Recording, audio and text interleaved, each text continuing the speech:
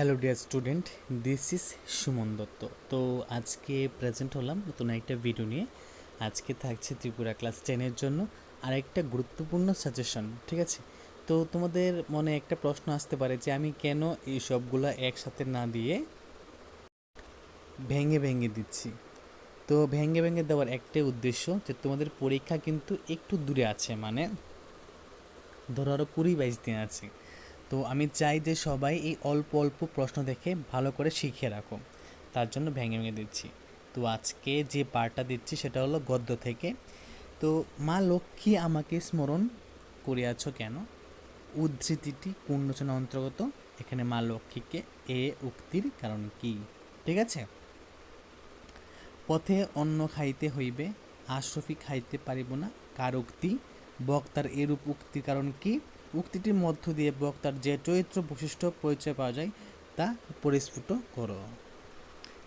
দুর্গম পার্বত্য পথ শেষ হলে অনন্ত মিশ্র সঙ্গী দলের সঙ্গে কোথায় পৌঁছলেন? স্থানটির বর্ণনা দাও। স্থানটিতে পৌঁছানোর পর আকস্মিক কী ঘটনা ঘটলো তা ব্যাখ্যা করো। ঠিক আছে। দস্যুক বলে নামাঙ্কিত পাঠ্যাংশে উল্লেখিত প্রধান চরিত্রগুলি উল্লেখ করো। তো এই প্রশ্নটা মানে 4 নাম্বারটা কিন্তু খুবই গুরুত্বপূর্ণ, ঠিক আছে। আমি নিরুৎসাহ হইয়া পড়িলাম। বক্তা কার কোন কথা শুনে নিরুৎসাহ হয়ে পড়েছিল? বক্তার নিরুৎসাহ হয়ে ওঠার কারণ কি? কলকাতার বাবু অর্থাৎ ভয়ঙ্কর বাবু। কার উক্তি কোন রচনা অন্তর্গত?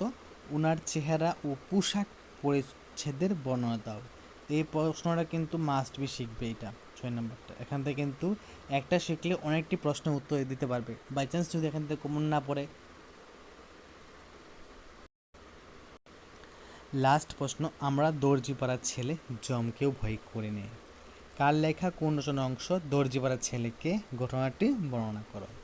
তো এখানে মোটামুটি 7টা প্রশ্ন আমার কাছে ভালো লেগেছে, মানে ইম্পর্ট্যান্টের মতো প্রশ্ন লেগেছে যে এই 7টা প্রশ্ন মধ্যে থেকে প্রশ্ন আসতে পারে। তো আরেকটা কথা বলি যে এখান থেকে কিন্তু প্রশ্ন আসতে পারে বা না আসতে পারে, কারণ এত শিওরলি তো বলা যায় না। তবু আমার কাছে যেগুলো এক্সপিরিয়েন্সের বিহেভে বলছি এগুলা পড়বে। আগে এগুলো পড়ো, তারপর নয়তো বা এখান থেকে যে তোমরা যেই জ্ঞানটা লাভ করবে এটা অন্য কোনো মানে প্রশ্ন আসলে তোমরা ইজি দিতে পারবে। ঠিক আছে। তো দেখা হচ্ছে একটা গুরুত্বপূর্ণ ভিডিওতে। প্রথম থেকে শেষ অবধি দেখার জন্য তোমাকে অসংখ্য ধন্যবাদ জানিয়ে আজকের ভিডিও এখানে শেষ করছি। এবং আবারও বলছি, এই প্রশ্ন উত্তরগুলি কিন্তু শেখার কিন্তু প্রচুর টাইম আছে। শিখে ফেলো, যদি না শিখে থাকো শিখে ফেলো, অনেকটাই তোমরা এগিয়ে যাবে ফাইনাল এক্সামের জন্য। ঠিক আছে, ধন্যবাদ সবাইকে।